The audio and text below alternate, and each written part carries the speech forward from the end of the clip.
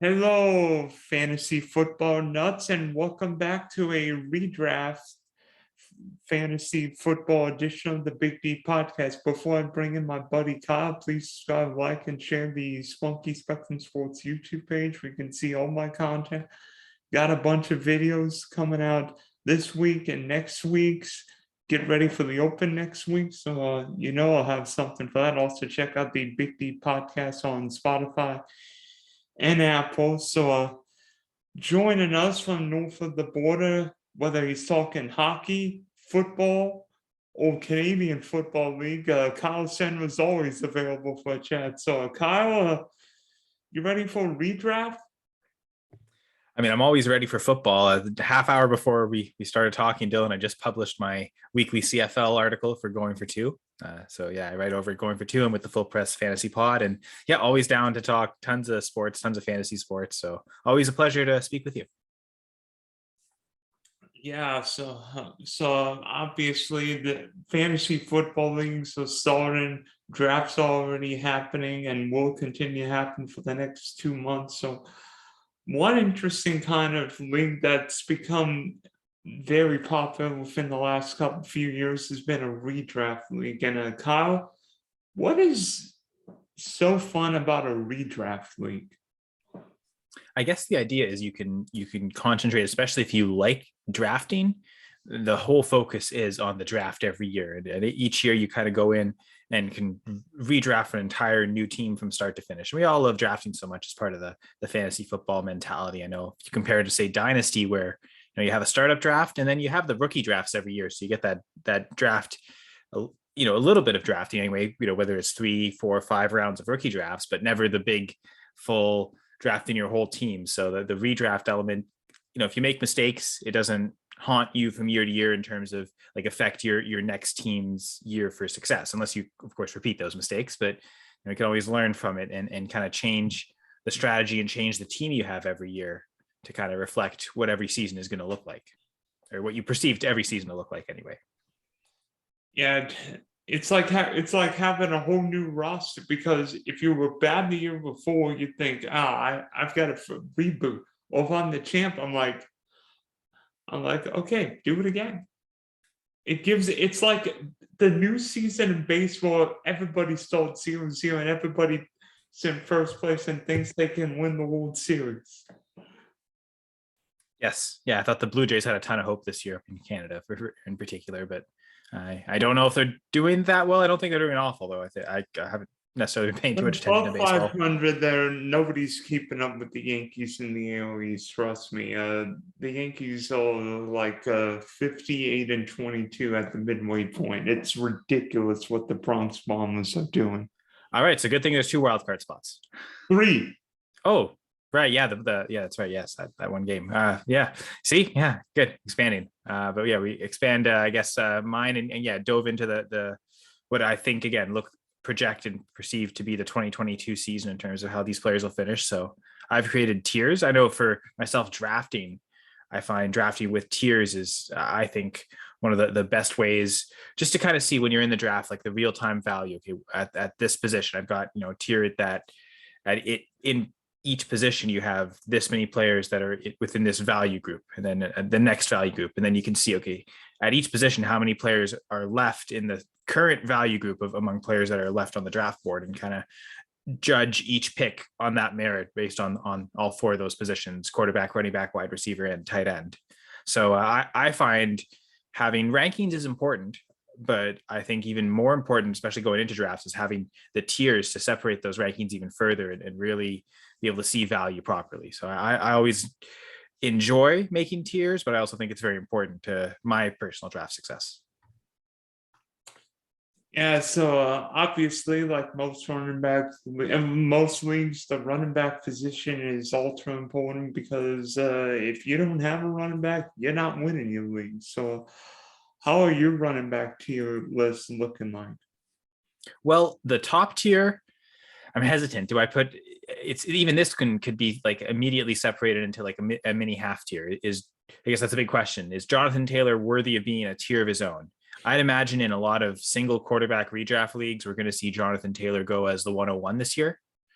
And I would also agree with that and rank him at 1. But I also think there's 2 other running backs I think are warrant consideration of that top end picking, especially, in any form of half point PPR, but certainly in full PPR. I think Christian McCaffrey has just as much merit again, and Derrick Henry. Now, both McCaffrey and Henry coming off injuries, but the upside they showed last year when they were on the field was tremendous. It was difference making even beyond what Jonathan Taylor was able to put up. And I think we see the youth with Jonathan Taylor, the better O-line, the stability at O-line, and maybe even an improved quarterback play, and thinking that it was a high touchdown year for him, but it was also maybe not completely out of the blue to think that he could score that many touchdowns, because he was given a ton of opportunity as well. So so my top tier at running back this year is Jonathan Taylor, Christian McCaffrey, Derrick Henry. And I think I'm making these tiers kind of under a half PPR mindset, just to kind of middle ground for everyone, I think anyway. So what do you think of that top tier? Derrick Henry intrigues me because I've seen in some lists where he's not that high, but then again, Tennessee runs the football so well, and especially now with no AJ Brown and Julio, Henry's going to get his touchdowns. But I think one guy you could put in. There, and maybe on the bottom end of that list, but maybe a DeAndre Swift because of his PPR upside, and generally Jared Goff is going to check down, and guess what? DeAndre Swift will be a PPR monster if that happens this year. Yeah, I definitely see the upside with Swift as he could jump into that group. He's in my second tier, which kind of comprises of everyone else I believe will be top 12 running backs this year. So I definitely see him as that, certainly having that top 10 upside. He's been good with touchdowns as well. I think he's just gotten a low volume count in terms of number of carries, and maybe not the best efficiency on the ground, but good, again, pass catcher, and he can score. So any up in volume, any plus in volume for him could definitely lead to that elite scoring tier. But yeah, certainly I could definitely see it with Swift. So what about your second tier of running backs? Well, yeah. So aside from DeAndre Swift, you see some guys that have that pass catching upside. Austin Ekeler, Joe Mixon, at least in talent. I know the Bengals have kind of always been a little hesitant to put him on third downs, but a guy like Najee Harris, who caught a ton of passes last year, sort of a workhorse every down back, and Saquon Barkley. I expect in this with new coaching staff in New York to kind of utilize every player's strengths, and that includes Barkley, who's already shown tremendous pass catching upside in the NFL. So yeah, you got Swift, Barkley, Harris, Ekeler. Those are really your pass catchers in this tier. And if it was like a full point PPR, those are the guys that you would really certainly elevate and think that they could maybe even get to that top tier. Whereas the maybe the less voluminous pass catchers that I also think are in this tier because of efficiency, high touchdown potential, Nick Chubb, and again, you can count Joe Mixon as part of that, whether he's the pass catching group or the high efficiency group. I think he's in here regardless. But yeah, Nick Chubb, James Conner, Leonard Fournette, and David Montgomery. Actually, I feel like Montgomery's almost more he's going to catch a ton of passes too. He's more the volume than efficiency type. But I think all those guys kind of mix, and to me have that top 12 upside workload or efficiency, or maybe a combination of both. And so I don't know if there's any surprises in that second tier for you, or anyone that I view as the top 12 running backs this year. No, I don't think so. I mean, maybe one guy you didn't mention was Aaron Jones, but I mean, how much do you believe in the AJ Dillon will cut into Aaron Jones's workload? Yeah, and I think, you know what? I'm looking at my third tier, and it's funny because I would expect there's another name in that third tier that everyone would think should be in that second tier. I'm kind of fading him pretty hard this year, but it's actually another NFC North running back. We'll get to that in a sec, but you're right. Aaron Jones probably is the name that stands out to me that could certainly raise into the second tier and into this top 12. Yes, a little concerned maybe on the total number of carries, but I also wonder if Aaron Jones will still maintain the most valuable touches from the running back perspective. Certainly, I mean, he's been the number 2 on receptions on the Packers, I think 3 years in a row, every year under the Matt LaFleur scheme. And with no Devontae Adams, he could even elevate to be the top overall target and team leader in receptions this year. So certainly high value in that role. Again, especially in PPR leagues, I think he would definitely fit into this second tier. But And as a Packers fan watching last year, I can remember some plays where Dylan would start as the inside the 5. He'd get the first crack at getting those valuable carries that could lead to touchdowns. And if he couldn't punch it in, they'd then bring Aaron Jones in and he'd find a way. He's got that nose for the end zone, the instincts to find the holes. And I think that vision and quick burst that Jones has still serves him best as the goal line back, even though you look at Dylan and you think it's him. So I think because of the valuable touches, I'd still rather have Aaron Jones in fantasy football. Yeah, and one guy we didn't mention was Saints star Alvin Kamara, and obviously great talent. But A, he's coming off, he's dealt with injuries. B, Sean Payton's not there to design plays, and C, he is likely to get suspended based on what happened during the Pro Bowl week in Las Vegas. So, how will Kamara's likely suspension affect his ranking? Yeah, he's outside my top 20 for sure. I've got him at RB 22 right now. And I think he's in the he's not even in this third tier. He's to me in the fourth tier where there's still a lot of question marks about a lot of guys. So yeah, I mean I also think last year Winston was still throwing him the football some, but I believe the Kamara didn't break the record that I was expecting him to for most catches by a Jameis Winston running back, which I think still belongs to Charles Sims. So dramatic decrease in receptions. I'll have to look, but because I think Kamara failed to even catch 50 passes last year. He did get hurt in some games, but a good touchdown year for him last year, and could definitely repeat that efficiency once he returns. But I think the lack of pass catching that compared to what we've used to seeing from him, I think is a huge factor to me that I wouldn't want to invest him in whether it's dynasty, certainly here in redraft though. So I think, yeah, that's why, again, I've got him at RB 22. And once we get down to that fourth tier at running back, we'll talk about the kind of the reasons why I've got him with a bunch of guys that I think have big question marks next to them. But I think another player that falls under that same category as Kamara, not as much of a suspension worry, I don't think. Same draft class here, 2017, Dalvin Cook. And I'm seeing him go as, maybe that one guy that could be even in that top tier at running back as a mid first round pick in single QB redraft leagues. And that ADP to me is, I don't buy into it at all.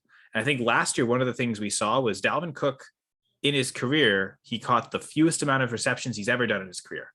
He had 32 last year. And the year he tore his ACL and missed not quite half the season, he played a little more than half.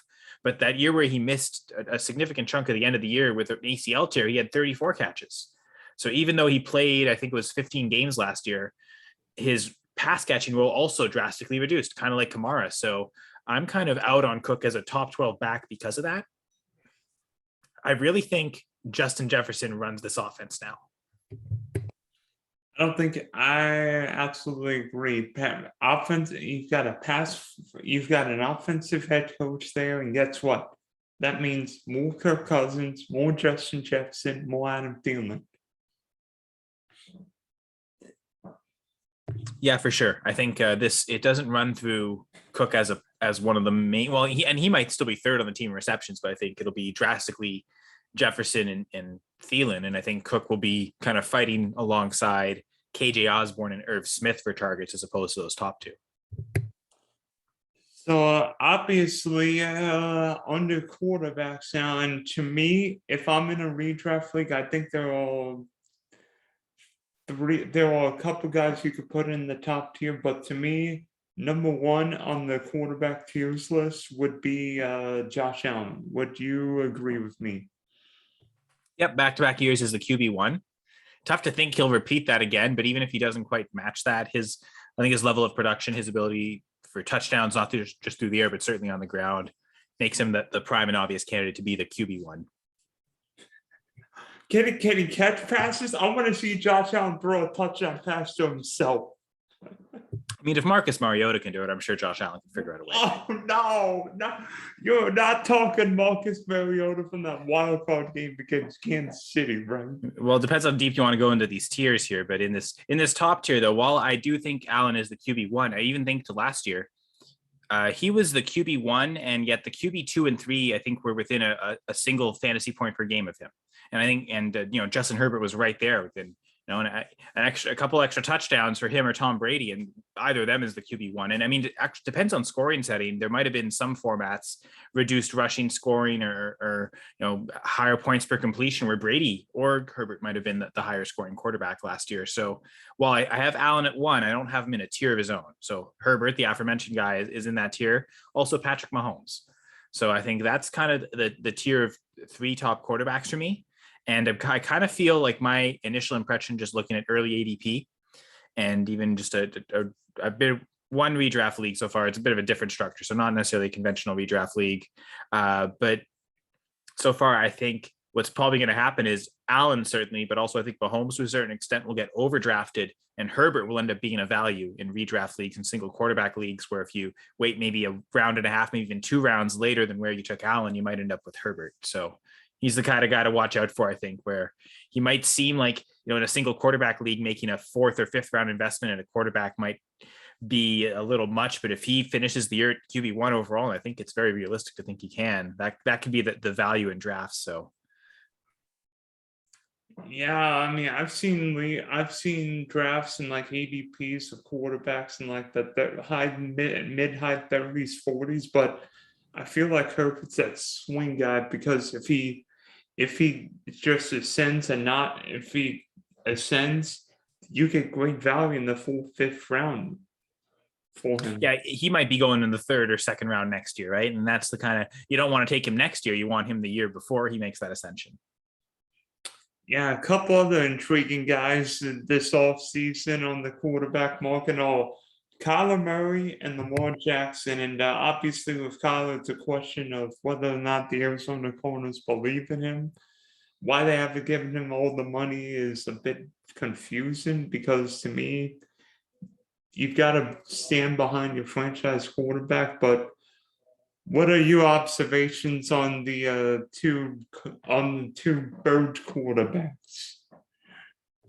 It's funny because I'd throw Jalen Hurts into that same tier of those. Okay, my 3 next bird quarterbacks then. Yeah, right. Even the Eagles, right? But I think those are the next 3 where they all have that rushing skill set.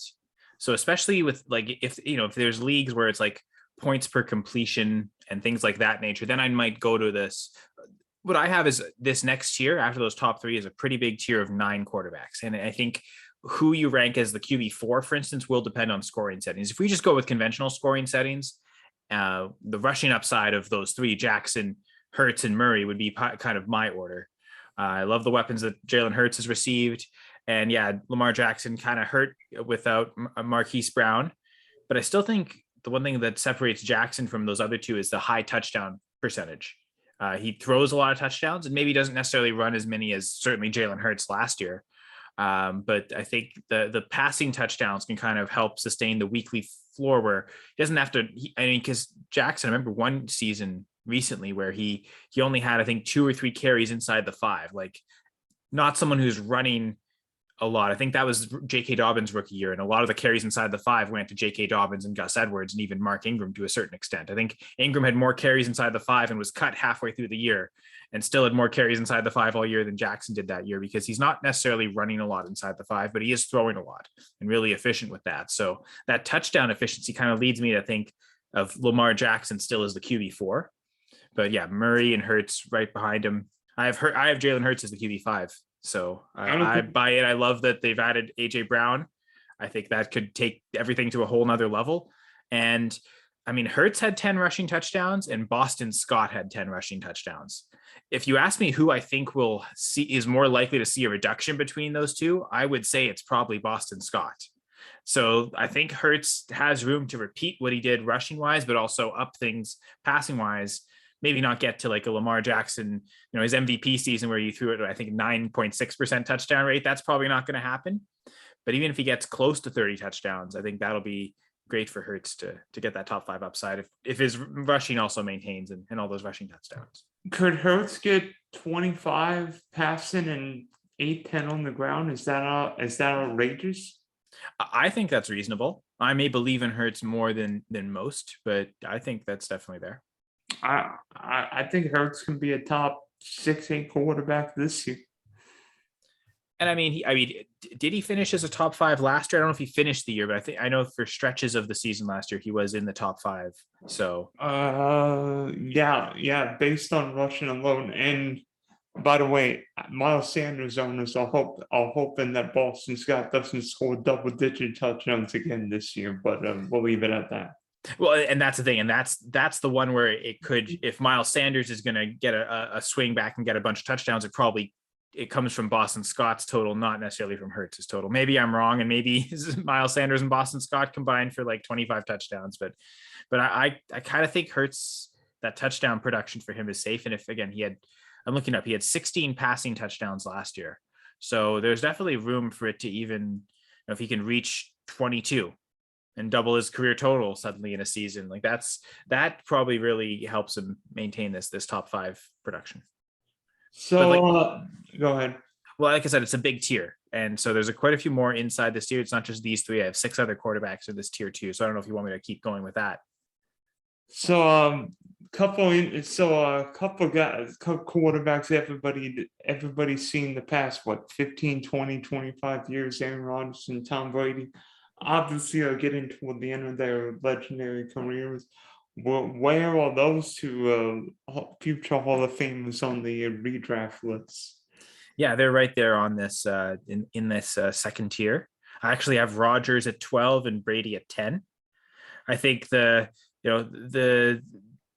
changing of weapons, I think for them might hurt a little bit of that efficiency. I think for a guy like Russell Wilson, who's getting maybe even the upgraded weapons, but certainly maintaining, and there's maybe not one receiver in the Broncos is as good as DK Metcalf, but the depth overall of the team, the structure, the better O-line might increase him. So I've got Wilson ahead of both of them.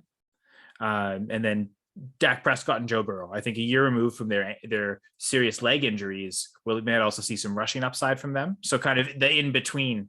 I mentioned earlier, like if this was like points, if you had a league where you gave points per completions and things like of that nature, I might even have Dak Prescott as the QB4. I think, although I guess the one thing with him is losing Amari Cooper.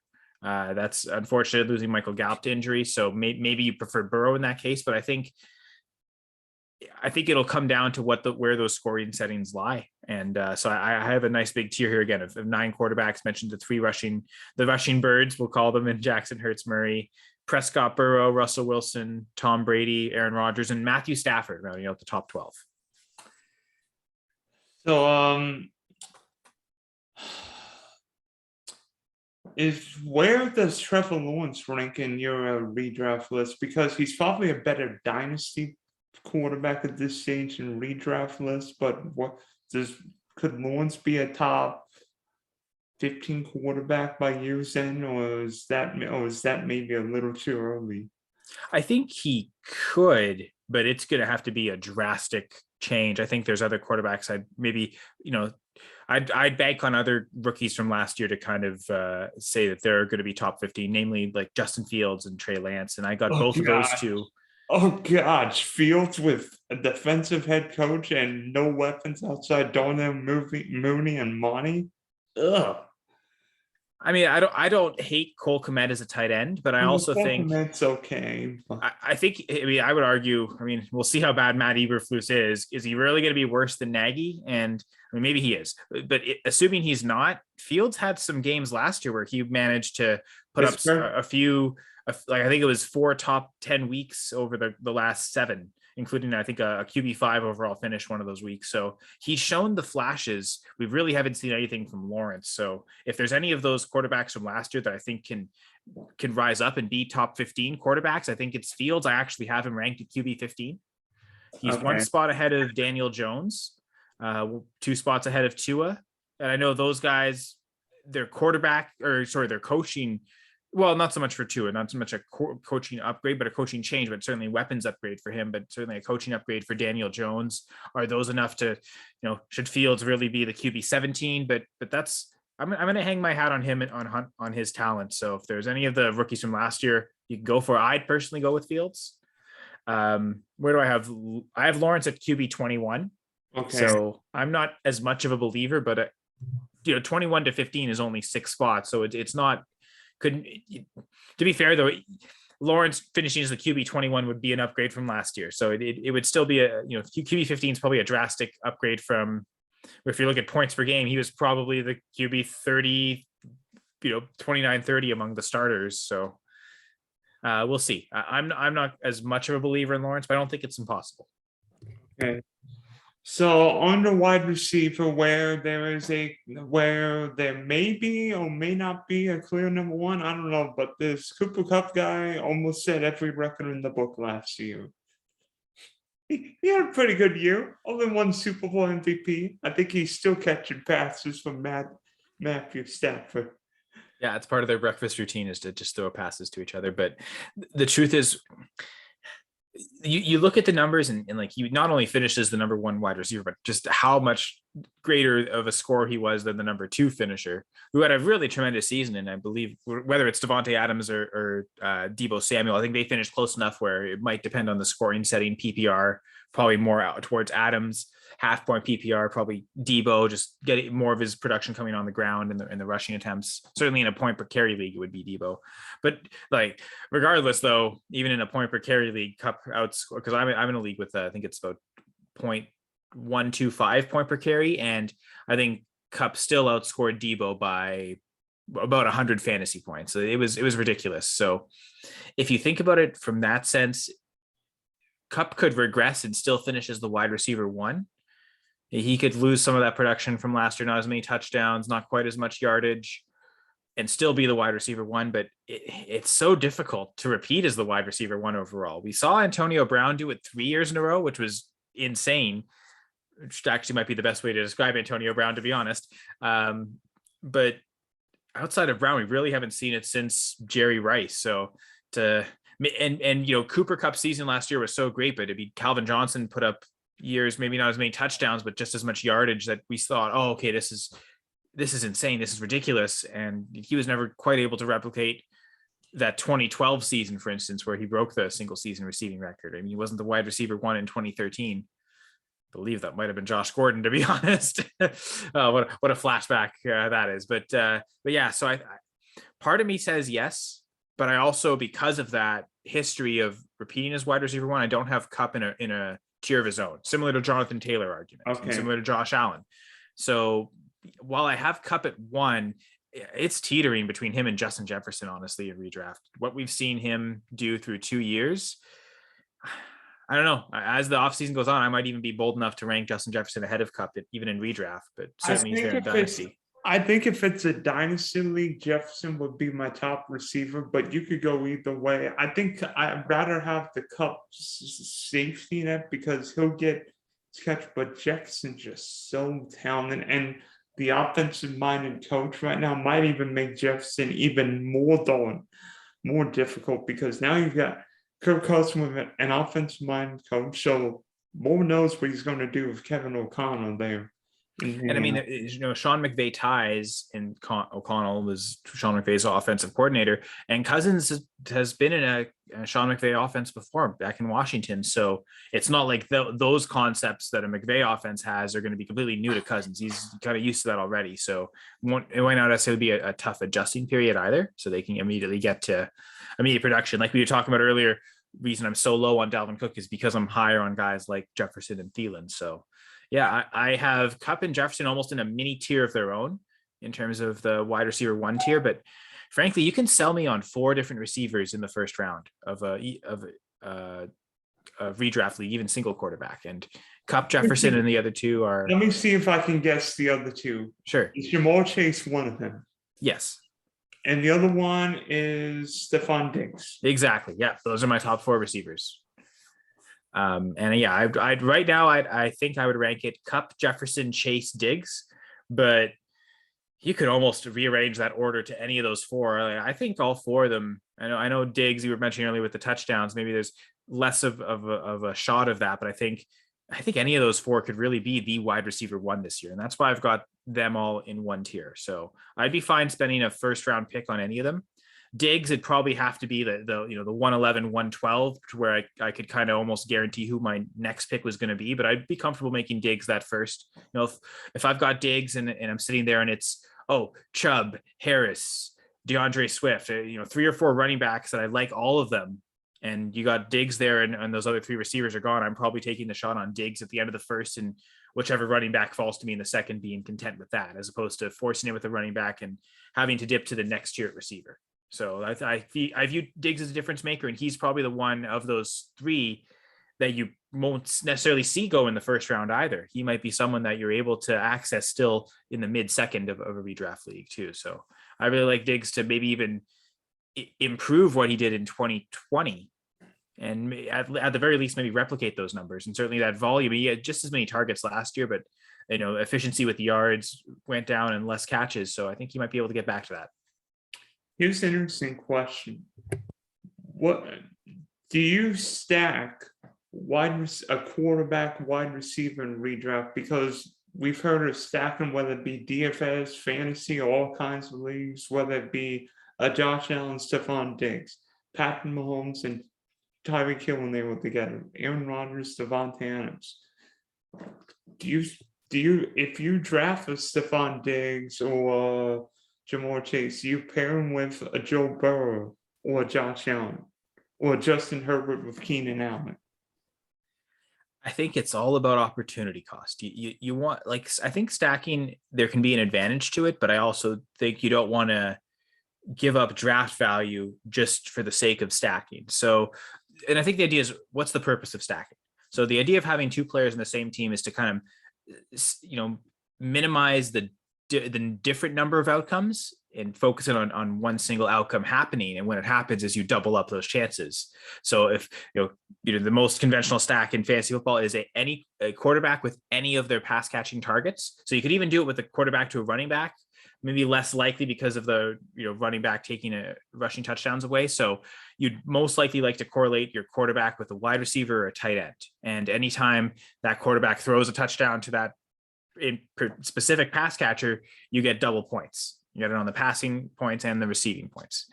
Now, I think why you'd want to stack, I think, is it for weekly upside in matchups.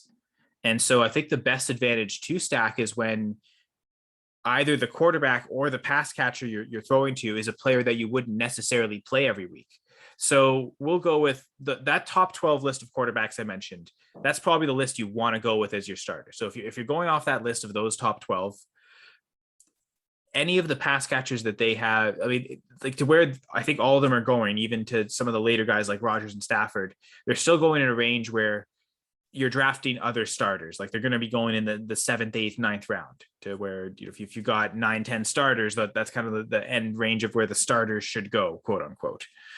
And so because of that, you're basically drafting them in ranges where you're going to start them every week. So whether it's good or bad matchups, and in a single quarterback league, you can maybe get away with, still drafting one of those guys, but also getting a later guy to kind of play against those matchups. But I think that the best advantage is when you have one of those quarterbacks, especially a quarterback that you want to kind of play every week.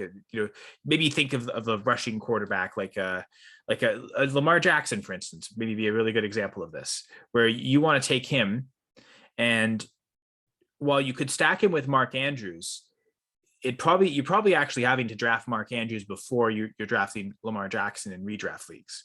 So it becomes a kind of a cost prohibitive thing where you've already invested, 2 of your top 6 picks in the Ravens offense and on this. But if you were to take Lamar Jackson and say stack him with Rashad Bateman, who's going a little later, or even take a really late shot on like a James Prochet or Devin Duvernay, whoever you think can emerge as the wide receiver 2 on the team, then what you do is Jackson's going to be in your lineup every week, whether it's passing or rushing, he should still score enough. But what you do is, if you've got we'll take Bateman, for instance. He might be someone who's going in a range in redraft leagues where you're still not, like, he might be going into the 9th, 10th range where you don't feel like you have to start Bateman every week. But if you have Lamar Jackson on your team and you have Bateman, you've spent a 6th and a 9th round pick on them, it's pretty nice value there, to where, again, you're probably playing Jackson every week, and you're only going to play Bateman when you think, oh, this game could be a shootout. Oh, this is a game where Lamar Jackson will probably have to throw a lot.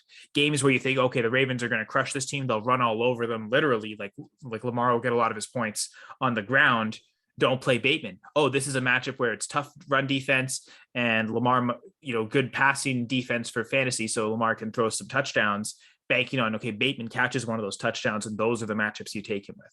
And it doesn't just have to be Jackson and Bateman, obviously. So the most ideal time to stack is when you don't have to play the player every week. Because like if Lamar Jackson, or sorry, Josh Allen, Stephon Diggs, for instance, you're drafting them, you're playing them in your lineup every week. You're not, especially Diggs, like you can't ever he's the kind of player where one long touchdown catch pays off the week, and oh, I should have played him just based on that one catch, but he'll also get the volume to kind of make up for that. So if you've got Diggs and Allen, you're spending a second and third round pick on them, maybe even a first and second round pick if you really want to get aggressive, and everything is tied to them. It's two players that you're going to play in your lineup every week, so that you were going to already get all the touchdowns they had. But if you stacked with, so let's say you take you don't take Diggs, but you take Josh Allen in the third round and you stack him later on with a Dawson Knox or a Gabe Davis. And then even those guys are going, I guess Dawson Knox, if you trust your ability to get a late tight end, you take Dawson Knox and then you take another tight end and you kind of only play Dawson Knox the weeks where you think you can predict his touchdowns. Those would maybe be the ideal ways to stack. That also takes having to predict those weekly touchdowns also. So while I think stacking can be useful, I think there are some stacks that are just too expensive. And I think Josh Allen, Stephon Diggs is probably the prime example for that. I'll be honest, in a single quarterback redraft league, like a Josh Allen second, third round pick is too expensive for me to want to take him anyway, let alone invest all that in the stack. Even like a Kelsey Mahomes, that seems pretty expensive. Herbert, and I mean, if you can get Herbert in the fourth and say Williams in the fifth or sixth, or Allen, whatever one is cheaper, that might work too. Even that one's probably a little expensive. You're probably going to that next tier quarterbacks. If you're going with a Lamar Jackson, you're stacking him again with maybe Rashad Bateman. Do you stack Jalen Hurts not so much with AJ Brown because he's more expensive, but do you stack Jalen Hurts more with a Devontae Smith? Is with AJ Brown in town, is Smith's price fall to where it's really easy to stack those two? Those would be the types of players I would look to maybe stack more. Does that all make sense? Yep. So one other position is tight end. So to me, I think there's a clear top two guys in tier one, and it would be Travis Kelce and Kyle Pitts. Am I crazy? It's funny because I only have Kelce in the top tier for redraft. And I actually have Pitts down in my third tier, which is still tight end 4. I'm very stingy with these top tiers. So yeah, I'm one of the more anti Kyle Pitts fantasy people out there. I think I still need to see that he can produce at a difference making, especially compared to where he could match guys like Kelce and the guys that I have in my tier 2. He was I believe he was the tight end 11 in points per game last year, 10, 11, depending on scoring settings. And that's in a range where, the guys who are finishing tight end 8 through tight end 18 probably aren't scoring that much of a difference. There might be, 1 or 2 fantasy points total, but it separates 8 from 18 in that entire group. So that's kind of where Kyle Pitts was last year. I'm not necessarily convinced the Marcus Mariota, Desmond Ridder offense will allow him to exceed to that next level to where he's really getting that difference-making production. And I frankly just think he's going in a range where he has to get that difference-making production to pay off on it. So I'm not going to call you crazy, but I definitely think I'm on the anti Kyle Pitts side. And I think you seem to be on the pro Kyle Pitts side. So we're kind of on opposites here.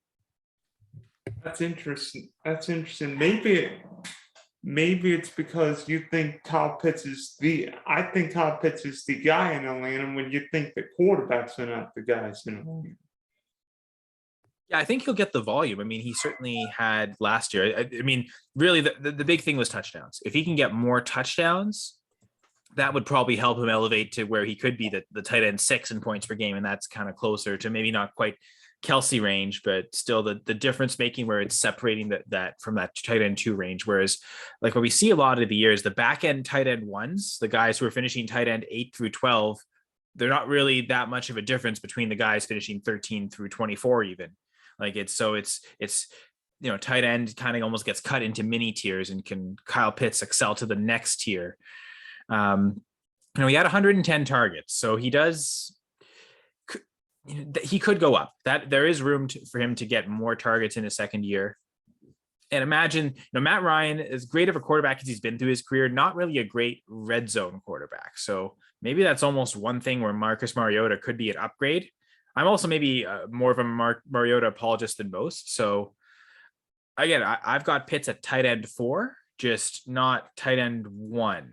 I'd rather, he's someone where, you tell me I've got to pick Kyle Pitts or Josh Allen in the 3rd round. That's maybe where I can get into drafting Pitts, to where I don't necessarily want to dive too much further into the tight end ranks where of like guys I'm going to draft, where if I, after a certain point, I'd usually just ignore, because I think that the worst place to be this year for tight ends is drafting in the mid rounds, drafting the guys like after Pitts that go in the 5th to 6th round. I'm not as crazy about the guys going there, even though I might have them in my higher ranked tiers. I'd rather spend the early pick on. I'd still be okay spending a 1st round pick on Travis Kelce, to be honest. I mean, I was talking about a 1st round pick on Stephon Diggs. It seems to make more sense to even go Kelce. So I'd be okay with Kelce as a 1st rounder. And I really like the guys in my 2nd tier, which I guess I'm going to just transition to now, Dylan, here. But I have Mark Andrews and George Kittle still ahead of Kyle Pitts. So I really want to target those top 3. I want to leave, drafts. If I've got Kelce, Andrews, or Kittle, I'm happy at tight end, and I'm probably not even drafting a backup. I'll worry about the backup the week before those specific bye weeks, or if one of them gets hurt. Like I'll maximize the rest of my draft trying to get the best of the rest of the positions, because I think I've got my tight end set. If I don't get one of those 3, I'm probably okay waiting until the double-digit rounds, because I think those guys in the 10 to 13 rounds are just as good as the guys maybe going in the 6 through 9 rounds. How much are you worried about Trey Lance's rushing upside with Kittle? Because we've seen with running cornerbacks. I mean, Mark Andrews last year was great. It's great whether Lamar played or not. But, if Lance is playing, the 49ers might run the ball more with their quarterback, which means fewer targets for Kittle and maybe more of a Debo, Brandon Ayuk, Elijah Mitchell game plan than with Kittle. Yeah, I almost wonder though, if Lance runs a lot, does that help extend drives? And more drives go longer, maybe more, more touchdowns, less field goals. So there is maybe an advantage. I don't think it's all doom and gloom, but you're right. It could just take away from the overall passing volume. Although I'd imagine especially if we're adding a bunch of rushing attempts from the quarterback spot, Debo is probably the one that gets hurt most in production. He's maybe not getting as many, carries, especially carries in the red zone, which led to a lot of touchdowns last year. So I could see Debo being almost the most hurt by the production. It seems like the Jimmy G led offense was almost perfect for Debo, whereas Kittle can still kind of maximize low volume. So I think Debo suffers bigger from Trey Lance than George Kittle does. That would be kind of my takeaway. I think the bigger threat to Kittle is simply, like you're saying, is this a Debo Ayuk offense? Are those two sucking up all the targets? That's maybe the bigger threat to Kittle. And we haven't really seen enough from Lance. The games where Lance played last year, I think Kittle played one of them. He didn't really see many targets. So in the small sample size, it doesn't look great. It looks like he might be the 3rd string fiddle. That is George Kittle as in terms of targets. But that's also a really small sample size. We don't know what it's going to be like through a training camp and through the course of an entire regular season, especially if Debo hasn't been there in the offseason. Maybe this does kind of start a very Kittle-centric passing offense to start the season.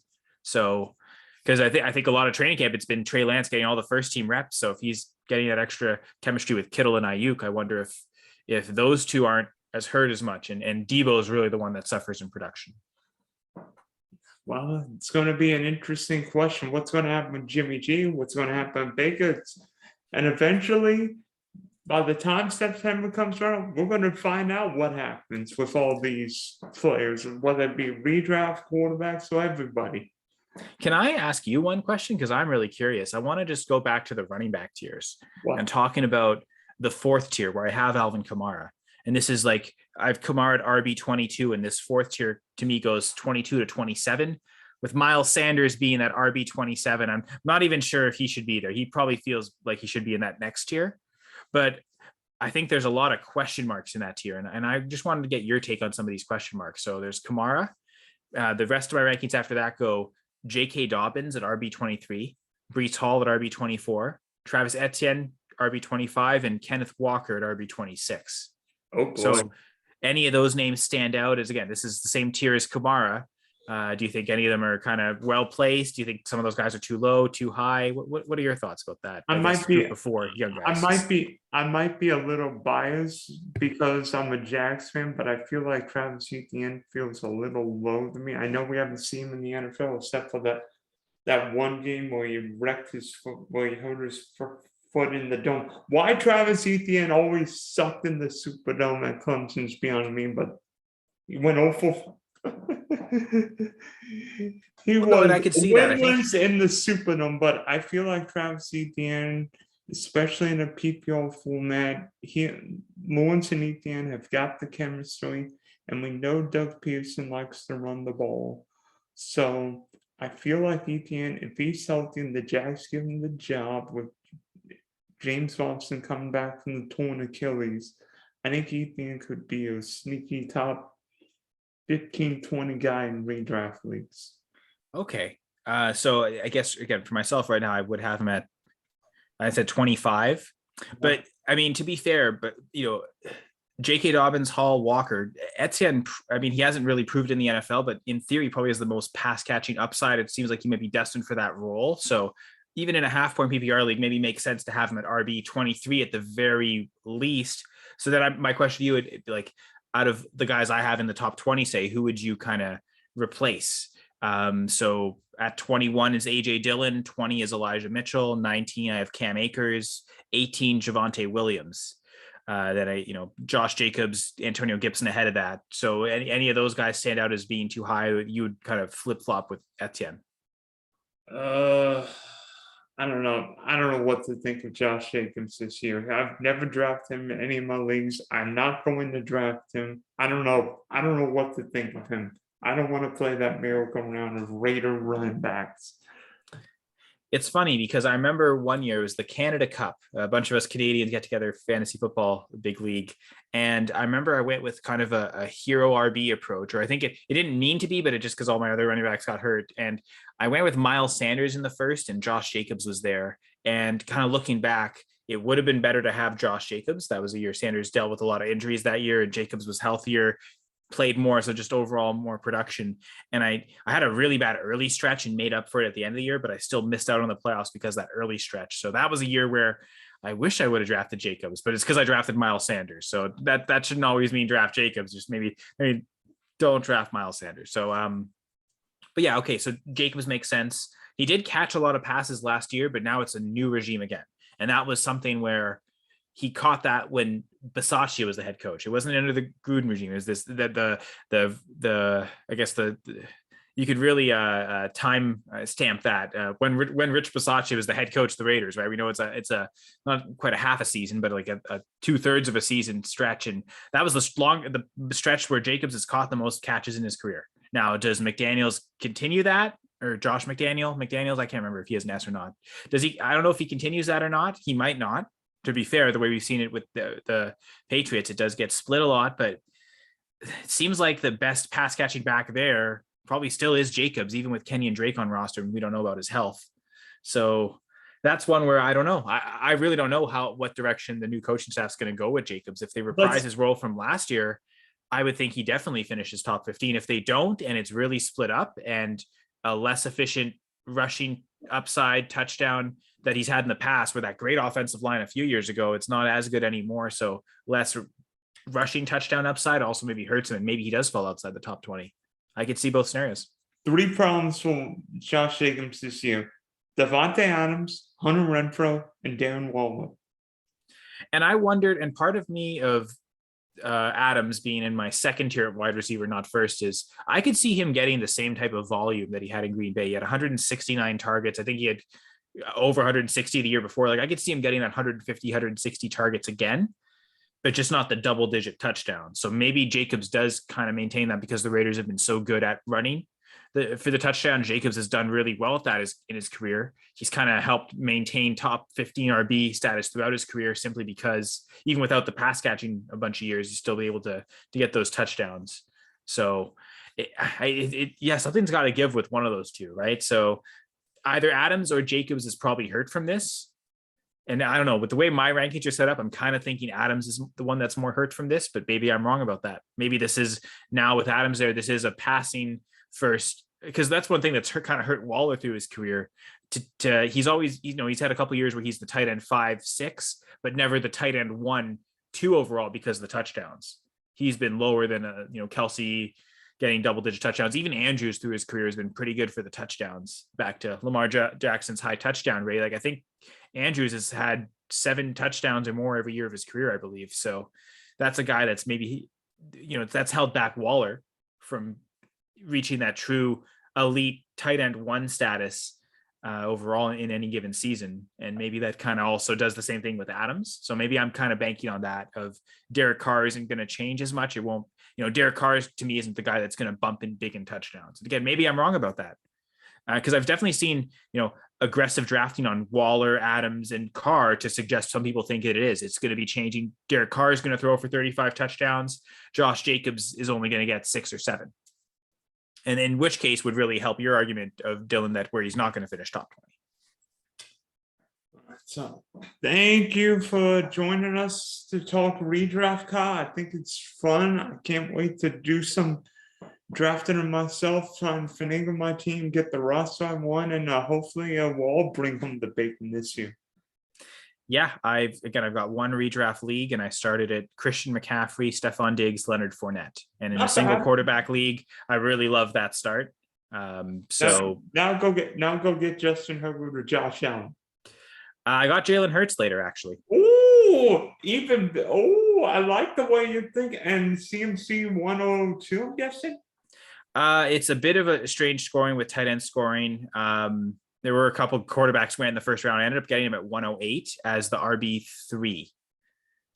Taylor and Najee went ahead of him, and Kupp, Chase, and Jefferson all went ahead of him as well. So, yeah, I was a little surprised I was able to get McCaffrey at 108, to be honest. But I also get it. This league does have some, different scoring settings that kind of make it so, okay, I could see maybe why it was possible. But yeah, so anyway, that's, I would say a good start to my redraft year so far this year in 2022, starting McCaffrey, Diggs, and Fournette.